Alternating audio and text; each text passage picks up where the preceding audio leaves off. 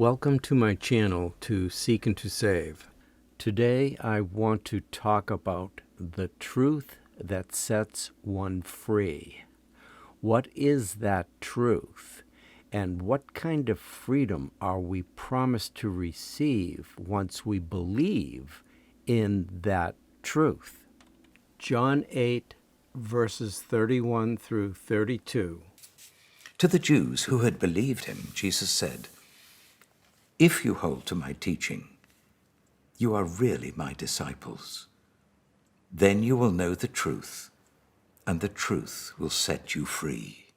However, what you just heard is only just a statement, and that statement alone will not set you free. For me, blind faith in the day of judgment will not be enough when the walls start closing in and all hell breaks loose. I need to be in a place where my biblical foundation is as solid as the rock of Gibraltar.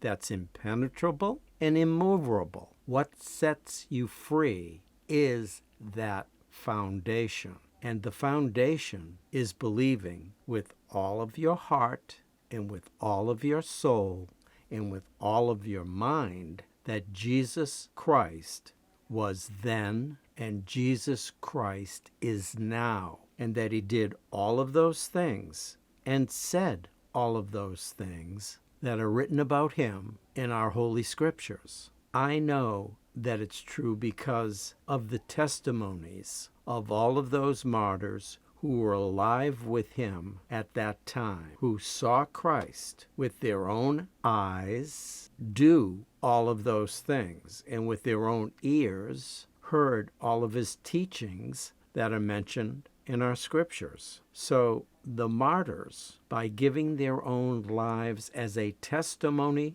to the whole world about this truth, should be enough for any logically thinking male or female to prove that it's all true. If it does not yet prove it to you, that's because you don't know what kind of tortures the martyrs went through before they died. Every last one of those precious souls could have simply just walked away when they were asked to recant these stories that they were talking about the Christ. And if they did, they could just walk away. But because of the many miracles they saw him perform and the God-spoken utterances that they heard with their own ears rolling off his tongue, they could not just walk away. They all knew the glorious reward that was waiting for them at the last trump.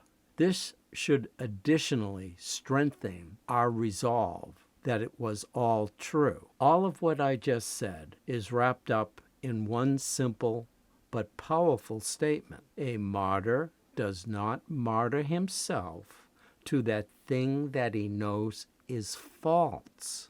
So if all of this makes sense to you, then congratulations. Your foundation is now being built. It's time to receive your free gift given to us that day on the cross. And all you have to do with your new building faith is ask your Father in heaven through the sacrifice of the Son on the cross to be forgiven for all of your past sins. Because of your new foundational faith, every sin is wiped off of your personal, historical account. Now, what is it in you that gets set free? An appropriate analogy would be a man or a woman weighed down by the chains of life that they are shackled in.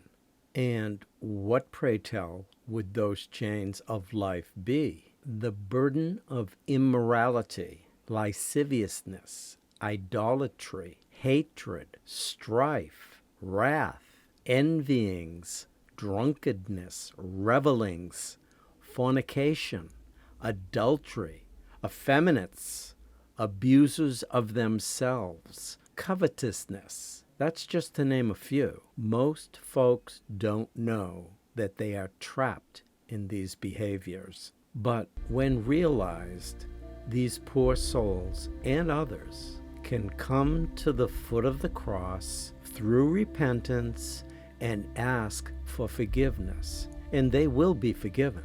That's when these chains start falling off. And for the first time, perhaps in a long time, they will feel this freedom that we Christians talk about and enjoy so much.